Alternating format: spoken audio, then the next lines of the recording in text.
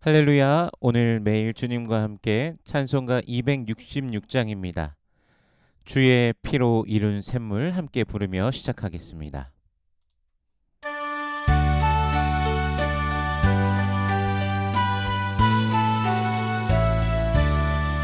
주의 피로 이룬 샘물 참 깊고 넓도다. 구원하는 크신 능력 다 찬송할지라. 찬송하세 주의 모여 그 샘에 지은 나가. 죄의 깊이 빠진 이 몸 그 피로 씻어 맑히네. 죄악 세상 이김으로 거룩한 길 가네. 나의 마음 성전 삼고 주께서 계시네. 찬송하세 주의 모여 그 샘에 지금 나가. 죄의 깊이 빠진 이 몸 그 피로 씻어 맑히네. 주 예수를 깊이 아는 놀라운 은혜. 하늘나라 즐거움이 매일 새롭도다. 찬송하세 주의 모여 그 샘에 지금 나가. 죄의 깊이 빠진 이 몸 그 피로 씻어 맑히네. 아멘. 오늘 매일 주님과 함께 우리 함께 나눌 말씀은 사무엘상 26장 1절에서 12절까지의 말씀입니다. 봉독은 6절부터 12절까지의 말씀을 봉독하겠습니다. 이에 다윗이 햇사람 아히멜렉과 스루야의 아들 요압의 아우 아비새에게 물어 이르되 누가 나와 더불어 진영에 내려가서 사울에게 이르겠느냐 하니 아비새가 이르되 내가 함께 가겠나이다. 다윗과 아비새가 밤에 그 백성에게 나아가 본즉 사울이 진영 가운데 누워 자고 창은 머리 곁 땅에 꽂혀 있고 아브넬과 백성들은 그를 둘러 누웠는지라. 아비새가 다윗에게 이르되 하나님이 오늘 당신의 원수를 당신의 손에 넘기셨나이다. 그러므로 청하오니 내가 창으로 그를 찔러서 단번에 땅에 꽂게 하소서. 내가 그를 두 번 찌를 것이 없으리이다 하니 다윗이 아비새에게 이르되 죽이지 말라. 누구든지 손을 들어 여호와의 기름 부음 받은 자를 치면 죄가 없겠느냐 하고 다윗이 또 이르되 여호와께서 살아계심을 두고 맹세하노니 여호와께서 그를 치시리니 혹은 죽을 날이 이르거나 또는 전장에 나가서 망하리라.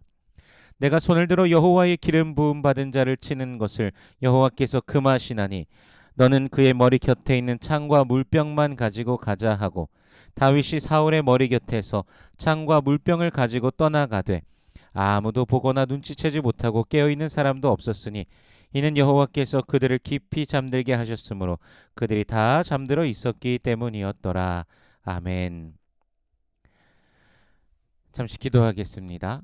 살아계신 하나님, 은혜를 감사합니다. 우리 주 예수 그리스도의 그 사랑과 은혜로 오늘도 우리를 붙드시니 감사합니다.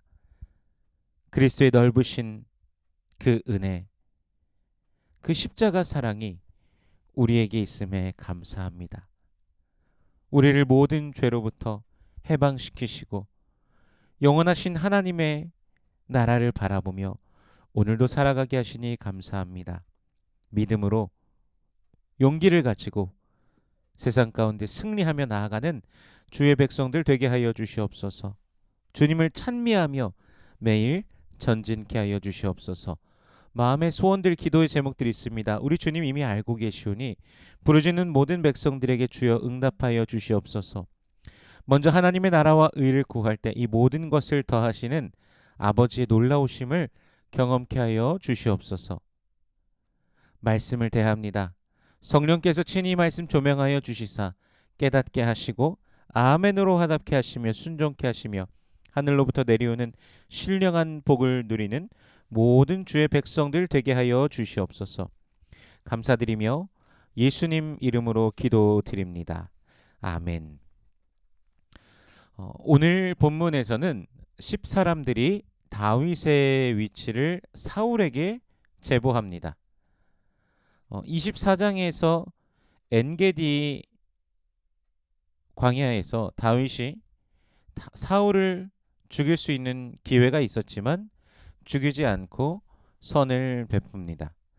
그때 사울은 다윗에게 여호와께서 내게 선으로 갚으시길 원한다라고 하며 이스라엘이 다윗의 손에 설 것도 안다라고 사울이 말하였습니다. 분명히 다윗이 그렇게 왕이 될 것도 다 안다고 하면서 사울은 자신의 후손을 끊지 말 것을, 자신의 이름이 끊어지지 않게 해달라고 다윗에게 여호와의 이름으로 맹세를 시켰었습니다.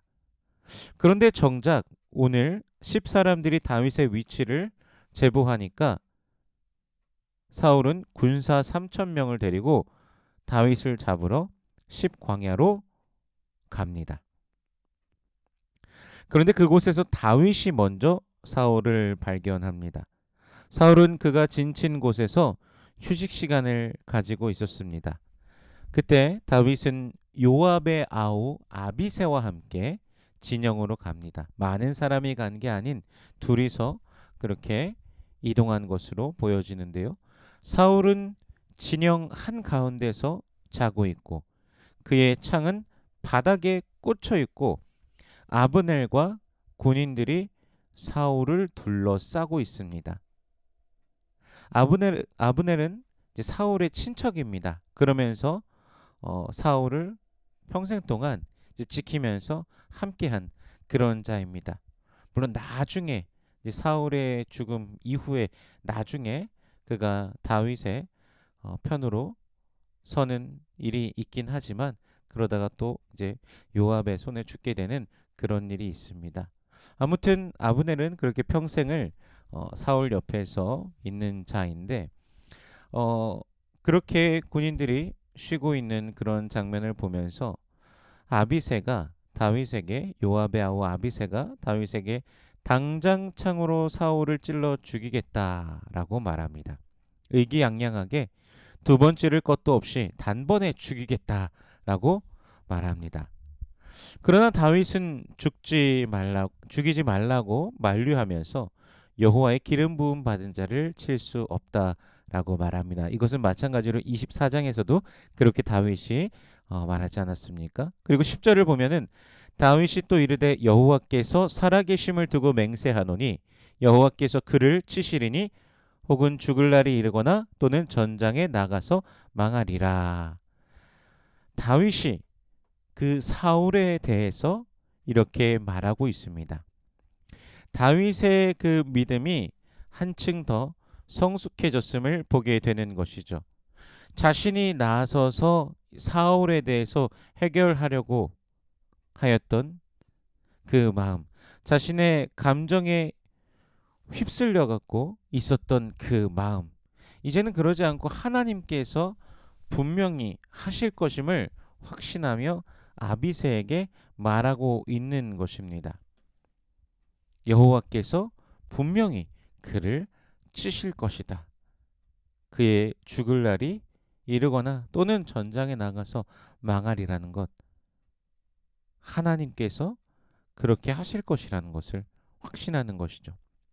근데 어떻게 다윗이 이러한 마음을 가지게 되었을까요? 다윗은 나발 사건을 통해서 하나님의 일하심을 더욱 알게 되었습니다. 다윗과 그와 함께한 사람들에게는 주림과 아픔의 시간이었고 사실 굉장한 모욕의 시간이었습니다. 분함을 이기지 못하고 나발의 집을 멸하려 하기도 하였습니다. 그러나 그 시간이 잘 지나가게 되었고 이제 그는 하나님을 향한 신뢰를 더욱 한 걸음 내딛게 된 것입니다. 자신이 아무것도 하지도 않았는데 하나님께서 나발을 치시는 것을 그가 보았기 때문이죠. 그의 신뢰를 더욱더 하나님께 드리게 되었습니다. 하나님의 살아계심을 보게 된 것입니다. 고난을 당한 자의 그 예를 욥을 통하여서도 우리는 봅니다. 욥은 하나님의 그 허락하심 아래 사탄이 그를 시험하여 재산을, 자녀들을, 또한 그 몸에 심한 그 뺏기고 또 몸에 심한 고통을 받기까지 합니다.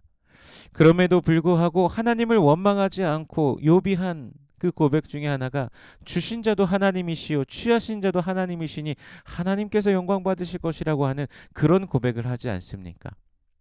그런데 친구들이 찾아와서 욥을 계속해서 정죄하고 마음을 부추기고 더 괴롭게 하는 시간이 있었습니다. 그래서 그 극한 괴로움 속에 욥이 몰려가게 되죠. 하나님과 제발 도대체 왜 이런 일이 있는지 말해보고 싶다라고 하면서 그런 시간들을 지나게 됩니다.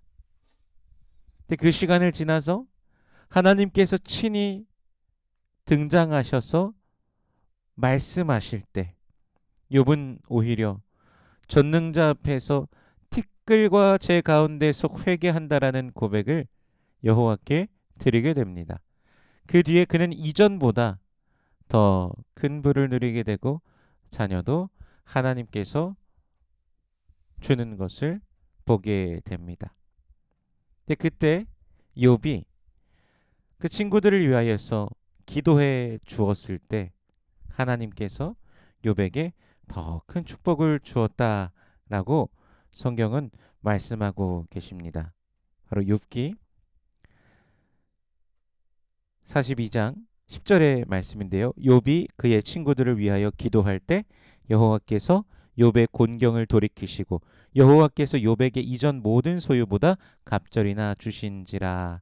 아멘. 하나님은 언제나 우리에게 원수에게 원수를 갚고 누군가 나에게 어떤 나쁜 것을 행하였다고 하여서 선하지 않은 것으로 돌려주려고 하고 그런 마음을 하나님께서 사실 원하시지 않습니다. 오히려 예수님께서는 원수까지도 사랑하라고 말씀하시지 않습니까? 저주하는 자를 축복하라고 하는 것이 우리 주님께서 우리에게 말씀하시는 것입니다. 오히려 그 시간을 지날 때 우리 하나님께서 우리를 더욱더 붙드시고 은혜를 더욱 더하심을 우리는 알게 될 것입니다. 그렇게 우리의 신앙이 또한 욥처럼 다윗처럼 성숙해 가기를 원합니다. 그 시간을 지나야지 우리는 또 더 알게 될 것입니다. 하나님께서 살아계심을 더욱 알게 될 것입니다. 다윗은 그 하나님을 신뢰하고 있습니다. 분명히 하나님께서 재판관으로서 사울을 심판하신다는 사실을 알고 있는 것이죠. 그렇다면 다윗은 왜 사울의 진영으로 오게 되었을까요? 12절에 보면 다윗은 사울의 머리 곁에서 창과 물병을 가지고 갑니다. 아무도 그를 보거나 눈치채지 못하고 깨어있는 사람도 없습니다. 12절 하반절에 보면 이는 여호와께서 그들을 깊이 잠들게 하셨으므로 그들이 다 잠들어 있었기 때문이었더라. 아멘. 말씀하고 있습니다. 이제 다윗은 하나님의 함께 하심을 완전히 신뢰합니다. 하나님의 도우심도 그가 분명히 알고 있습니다. 도망자의 신세이지만 그 시간조차 하나님께서 함께 하시고 주관하고 계시다는 사실입니다. 시편에는 광야 그 메마른 땅에서 다윗이 고백하는 장면이 등장합니다.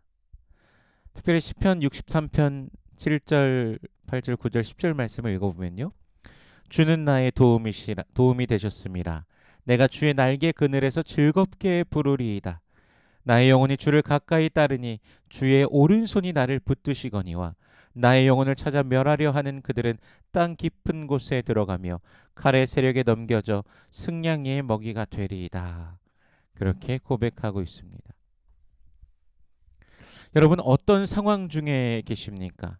혹시 지금 이 인생의 괴로움 가운데 극심한 고통 중일지라도 오직 우리 주 예수 그리스도를 신뢰하고 의지하시기를 바랍니다. 자기 아들을 내어주신 하나님의 사랑이 그리스도 예수 안에서 우리를 오늘도 지키시고 인도하십니다. 또한 하나님의 사람으로 더욱더욱 자라가게 하십니다. 우리가 주의 은혜와 사랑 안에 있음을 기억하시길 바랍니다. 또한 그 모든 것을, 또한 모든 필요를 채우시며 우리를 인도하시는 분, 바로 우리의 하나님이십니다. 우리는 오직 예수 그리스도 안에서 구원의 감사, 감격을 누리며 더 힘차게 나아가며 승리하는 하루 되시기를 주님의 이름으로 축원합니다. 기도하겠습니다. 살아계신 하나님, 은혜를 감사합니다. 우리 주님의 아름답고 놀라우신 사랑이 우리에게 있음에 감사합니다. 우리를 날마다 붙드시고 인도하심에도 불구하고 깨닫지 못하는 우리들의 우둔함을 주님 용서하여 주시옵소서. 지금 우리들 가운데 일어나고 있는 그 수많은 일들, 또한 그것들을 통하여서 우리 하나님께서 우리를 성장시키시고자 하시는 그러한 계획하심이 우리에게 있음을 알게 하여 주시옵소서. 나의 가는 길을 오직 그가 하시나니 그가 나를 단련하신 후에는 내가 정금같이 나오리라. 우리 주님께서 오늘도 우리를 그렇게 이끌고 계심을 알며 따르는 주의 백성들 되게 하여 주시옵소서. 우리 인생의 길 가운데 환한 빛을 비춰주심에 감사합니다. 이끄시는 주님의 은혜를 누리며 승리하는 모든 권속들 되게 하여 주시옵소서. 육신의 연약한 자들을 주께서 붙들어 주시옵시고 우리 하나님의 그 선하신 그 손을, 그 능력을 맛보며 기뻐하는 주의 백성들 되게 하여 주시옵소서. 여호와는 내게 복을 주시고 너를 지키시길 원하며 여호와는 그 얼굴을 내게 비추사 은혜 베푸시길 원하며 여호와는 그 얼굴을 내게로 향하여 드사 평강 주시길 원하노라 말씀하셨으니 오늘도 언약하신 대로 임하여 주시옵소서. 감사드리며 예수님 이름으로 기도드립니다. 아멘.